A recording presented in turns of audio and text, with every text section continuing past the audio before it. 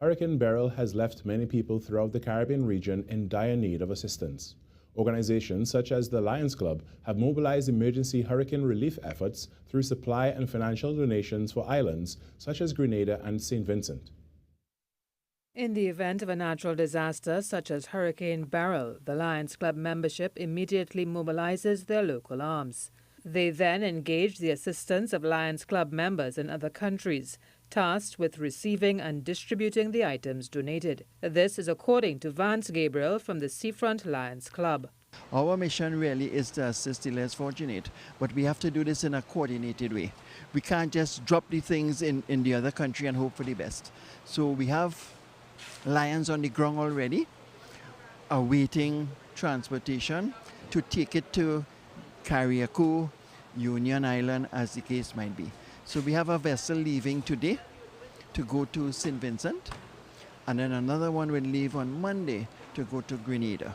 Global Service Team Coordinator for the Lions Club, Intikab Ali, says the Lions Club's willingness to render assistance is demonstrated as 12 of the 24 local clubs are already engaging in the relief efforts, with the other 12 expected to join for Monday's shipment.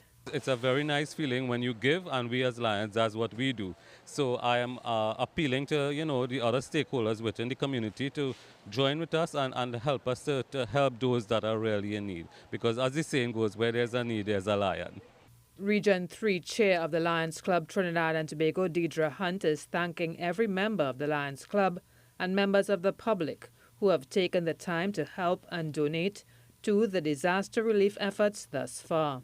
As Lions and as citizens of Trinidad and Tobago, it feels really good to be here and to be able to do this and rally support for our brothers and sisters in the other Caribbean islands who have been so destituted. So all we pray for and we hope for is health, strength, energy and support from the public to continue to do the beautiful work that we are doing here this morning. The Lions Club of Trinidad and Tobago is currently accepting both individual and collective contributions. Items can be dropped off at Lions Cultural Center, Fitzblackman Drive, Port of Spain. 3 murders overnight in Santa Cruz, Sangre Grande and Point Fortin are engaging the attention of police. At around 8:15 p.m. on Friday, Brent Tommy Carrington was shot multiple times while seated in his vehicle along Saddle Road, Santa Cruz. He later succumbed to his injuries at the Eric Williams Medical Sciences Complex. Sometime later on Friday night, 39-year-old Karen Modest Jack was attacked by a man with a broken bottle during an altercation in Sangre Grande. He was stabbed in the head and back and later died at the Sangre Grande General Hospital. And 25-year-old Deshaun Cornwall was fatally shot in Point Fortin on Saturday morning. Police were told Cornwall left his Cochrane Village home at around 2 a.m. to line with a group of people. An hour later, several explosions were heard and Cornwall was found lying on the road with multiple gunshot wounds. He was declared dead at the Point Fortin Hospital. Crime scene investigators recovered 17 spent 9mm shells at the scene of the crime.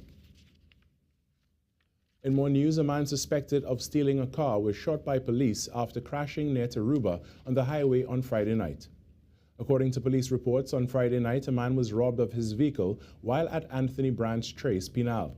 The victim contacted E999 Patrol and police officers of the Highway Patrol Unit spotted the stolen car in the Debe district. A high-speed chase ensued along the northbound lane of the Sir Solomon Hochoy Highway near Debe. Police officers set up a roadblock near the Brian Lara Stadium. Police claim the driver of the stolen vehicle shot at officers and they returned fire. The vehicle crashed into a van and the suspect was detained and taken to hospital for treatment. Police recovered a revolver with an undisclosed number of live and spent rounds in the stolen car. The driver of the van was also taken to hospital.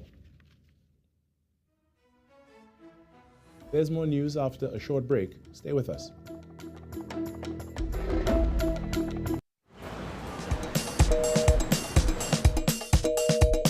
A new cell phone I buy, moving like it's back in time. Data moving very slow. Switch to the bigger network, no is data covering we nationwide. No is streaming. I could watch a movie online on his plans for every type of lifestyle. Switch to Digicel is the network with all the vibes. Switch to the better network today. Digicel, better together.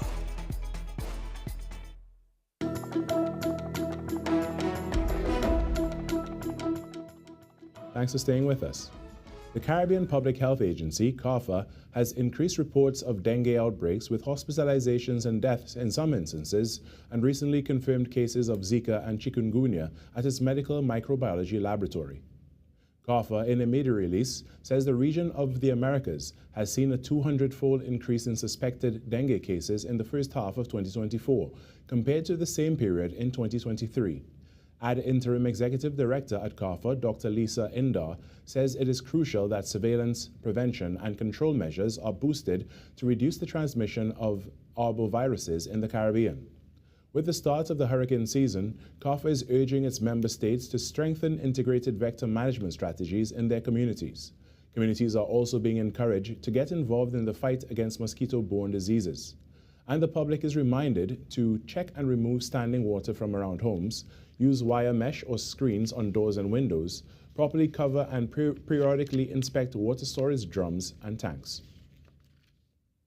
In tonight's Generation Next installment, Keisha Marie Charles speaks to 20-year-old Malachi Duncan, a former student of Trinity College East and awardee of a mechanical engineering scholarship at St. Mary's University in Texas.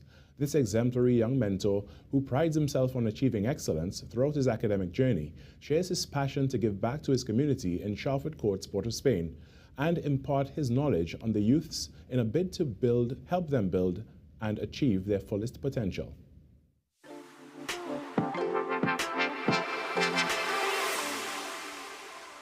It gives me great pleasure to be here to represent the school Belmont Boys RC as valedictorian. For 20-year-old Malachi Duncan, not knowing where you come from to determine who you can be is a personal mantra of his. He is living testament that hard work pays off, as he was awarded a scholarship at St. Mary's University in Texas to pursue his future career path in mechanical engineering following his studies at Trinity College East. From his early years growing up at Sharford Courts in Port of Spain, Malachi recounts that he was always academically inclined. He says this natural knack for learning and his quest for self-growth and development ignited his passion to make a positive change in his community. Growing up, it was always positive for me because my parents always made sure that I had everything that what I needed. I went to Belmont Boys RSC for my 7 years, and then I passed for Trinity College East. Engineering always loomed in my life. From an early age, I was always tinkering with things, wanting to fix different things. You know, having done physics in particular, it kind of opened up that realm and showed me created that direct path, you know, into engineering. Despite his academic achievements, the road has not been the easiest, as Malachi has had several hurdles to overcome in his pursuit of a better life, including funding his tuition in order to take up his scholarship. He is grateful for the support from family and friends throughout his journey who have helped him reach where he is today, and he says he finds comfort in pastime activities. I play football for the Evolution Football Club. That's a club based in Enable 500 Chaguanas, and I also play music with the Trinidad and Tobago Youth Philharmonic. Recently, I would have been teaching some SA students. Malachi hopes through his studies abroad and mentoring that one day he will become a community leader to foster a culture of support, learning and empowerment, and lay the foundation to equip other young persons in his community with the resources and knowledge needed to pursue their dreams and direct them towards a bright future. It is important to give back, and it is important to remember where you come from. You know, I think that sometimes some people would, you know, grow up in some place and be ashamed of it. I am not ashamed of where I come from at all. As he sets out to make his dreams a reality, Malachi leaves these words of encouragement to other young persons. I want every single youth in my community to see me as an example. I mean, even if I don't get to study at St. Mary's, I want them to see that, listen, even though you come from Sharford Court, you could still become something or become what people deem as somebody. See me as an example and go beyond what I have achieved. With God, nothing is impossible. Nothing. That's step one. So once you realize that nothing is impossible with him, you can move on to step two, which is shoot for the stars. I am Keisha Marie Charles, giving voice to Generation Next for TTT News. Remember, you can keep up to date with all that's happening on Facebook, X, Instagram, and YouTube at TTT Live Online. Up next in sport, the under-19 West Indies women continue their winning ways. Stay tuned. Hi, I'm Pastor Lisa Singh from Heavenly Grace Ministries, and I want to take this time to continue to invite you to join me right here every Sunday morning at 6:30 a.m. We've been having a wonderful run in just bringing the Word of God to you, so I'm excited and I continue to be prayerful that this program will continue to be a blessing. So right here every Sunday morning, be blessed.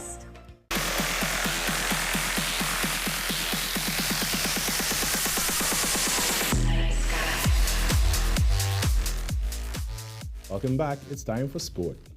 The Cricket West Indies Women's Under-19 Rising Stars Championship continue in Trinidad with 3 matches on today's schedule. The ladies of home team were aiming to bounce back from an opening day loss to Guyana when they met the Leeward Islands at the Sir Frank Worrell Ground, University of the West Indies in St. Augustine. They did just that with a 4-wicket win. Batting first, the Leewards got to 82 for 8 in their 20 overs, with captain Jazara Claxton top scoring with 42. Kenika Kassar had the best bowling figure of 2 wickets for 15 runs in her 4 overs for TNT. The home team was measured in the chase and got to the target in the final over, with captain Samara Ramnath leading the way with 35 as the Red Force ladies got their first win in defense of the title. In other matches on the day, Guyana demolished Jamaica by 81 runs at the Diego Martin Sporting Complex, while there was no result at the Brian Lara Cricket Academy between the Windward Islands and Barbados. A 33-member team of athletes and officials will travel to Paris, France, and represent Trinidad and Tobago at the 2024 Summer Olympic Games. The Games of the 33rd Olympiad is scheduled to take place from 26 July to 11th August, and here is who will compete for Team TTO. The Team TTO Paris 2024 contingent comprises of 17 athletes, 7 female and 10 males, across 3 sports: athletics, cycling, and swimming. The women's sprint team will be led by Michelle Liahi, who will compete in the 100 meters and 4x100 meters relay. Leah Bertrand will also compete in those events, while Soleil Fredericks, Keela Lewis, Sana Frederick will line up in the 4x100 meters relay. Jareem Richards will be the busiest TNT athlete in Paris, as he is set to participate in the 200 meters, 400 meters, and 4x400 meters relay. The other members of the 4x4 team include Jane Marchand, Shaquem McKay, Rene Kwao, and Elijah Joseph. Devin Augustine will face the starter in the 100-meter sprint. In the field events, Portia Warren will throw for precious metal in the shot put, and Keyshawn Walcott will be going after his 3rd Olympic medal in the javelin. The cycle track will see Nicholas Paul and Quasi Brown carry the hopes of TNT, while in the pool, swimmer Dylan Carter will compete in the 50-meter and 100-meter freestyle, and Zuri Ferguson in the 100-meter backstroke. Wayne Cunningham, TTT Sport. In tennis, the Tennis Association of Trinidad and Tobago held their media launch at the National Racket Center in Tacarigua for their Summer of Tennis tournament. Here's more in this story. The Summer of Tennis is here, as the Tennis Association of Trinidad and Tobago, in collaboration with the sport company of TNT, held their media launch for the initiative at the National Racket Center in Tacarigua.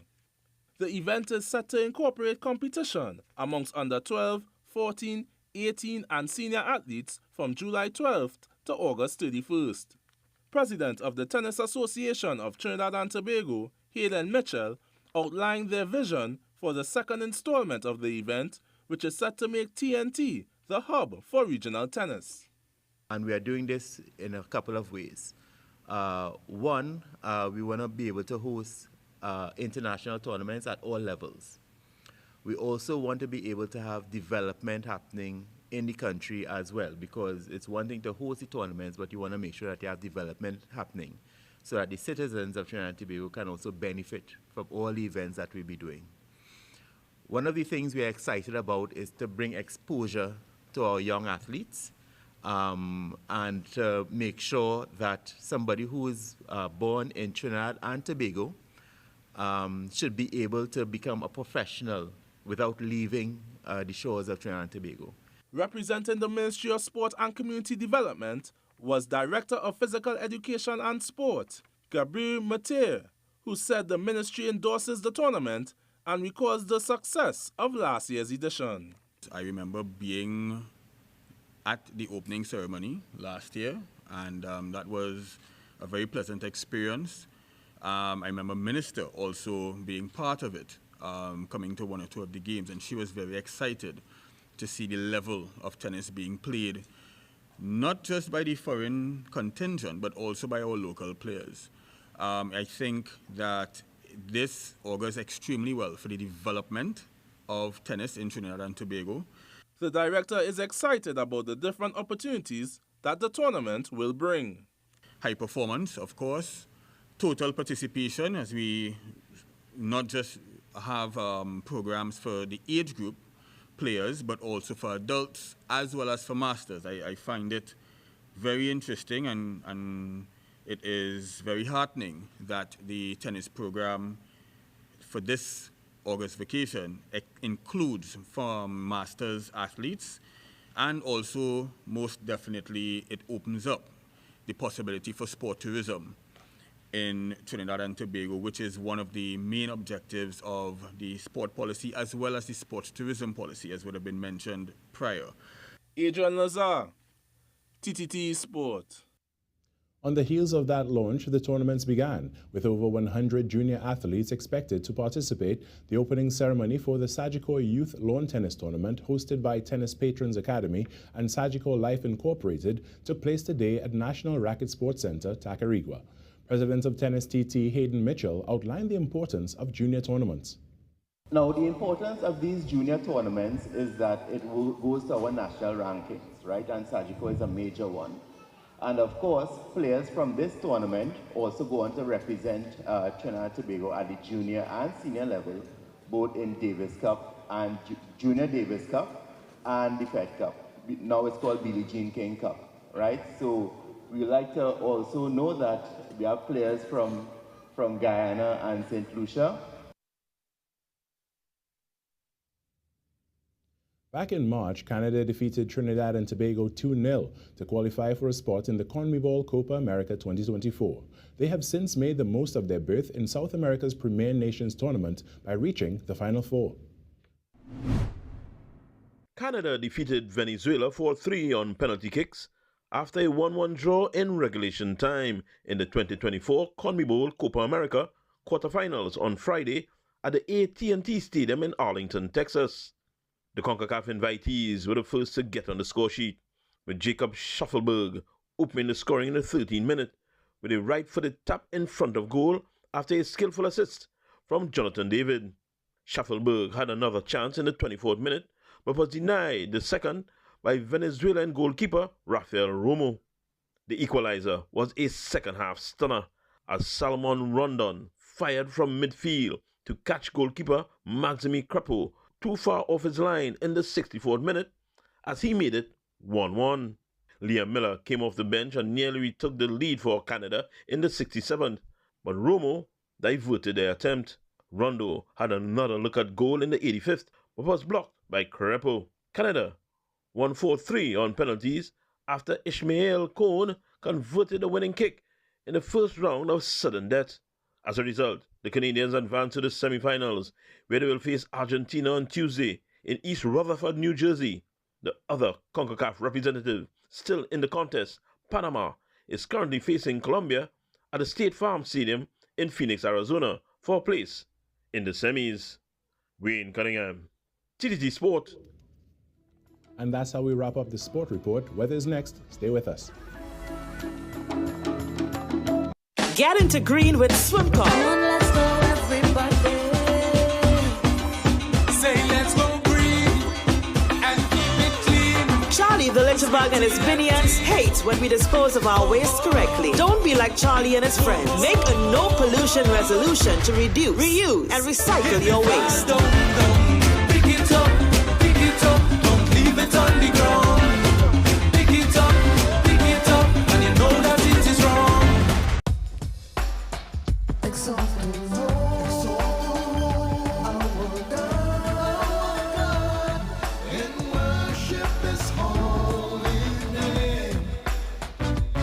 For His mercy, kindness. Lift your voice, every nation, all creation, great and small.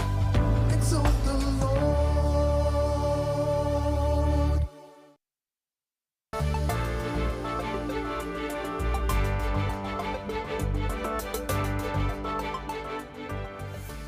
Taking a look at the weather. Tonight, initially fair and hazy, but becoming increasingly cloudy with light to moderate showers mainly after midnight. There's a low chance of isolated early morning heavy showers. Tomorrow, partly cloudy to cloudy conditions with light to moderate showers. There's a medium chance of a few heavy showers or thunderstorms. Gusty winds and street or flash flooding may occur in or near heavy showers or thunderstorms. A significant concentration of Saharan dust is present in the atmosphere. Persons sensitive to changes in air quality are advised to take the necessary precautions. Seas are moderate with waves 1.5 meters to 2 meters in open waters, up to 1 meter, occasionally choppy in sheltered areas. Soldiers from the 1st Engineer Battalion, led by 2nd Lieutenant Ramdath, with security elements from the 1st and 2nd Infantry Battalions, continue to conduct humanitarian and disaster relief operations in Tobago during the aftermath of the passing high winds and heavy rainfall from Hurricane Beryl. Here's tonight's Feel Good Moment.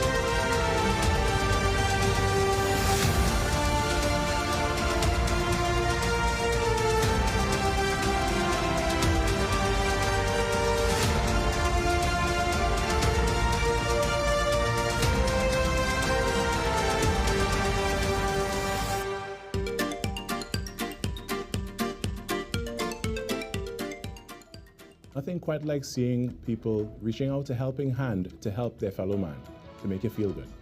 This is TTT News. Thank you for watching. From all of us here, have a good night.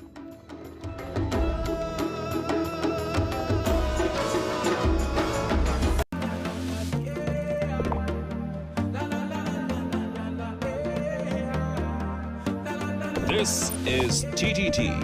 Live for local.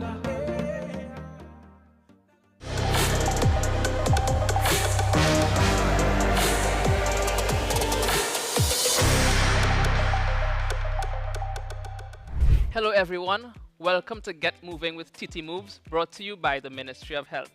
I am Isaac, I'll be instructor today, and we are joined by our TT Movers.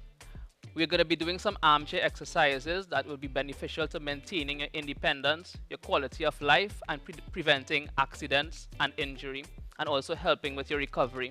For those of you who are unable to do the armchair exercises, we have a modifier, Cheryl, and she will be doing the easier versions. We would need a sturdy armchair, preferably one with a flat, firm surface, and if it needs to be further reinforced, you could back it against a wall. You guys ready? All right, nice. So first up, we're gonna warm up. We're gonna warm up for about 30 seconds so that we can get the stretches nice. You always want to warm up the body before you get into the stretches. So we begin in 5, 4, 3, 2, 1. And what we're gonna do, guys, we're gonna march in place. For those of you who are unable to move the legs, you can move the arms. And for those of you who are unable to move the arms, you move the legs. 25.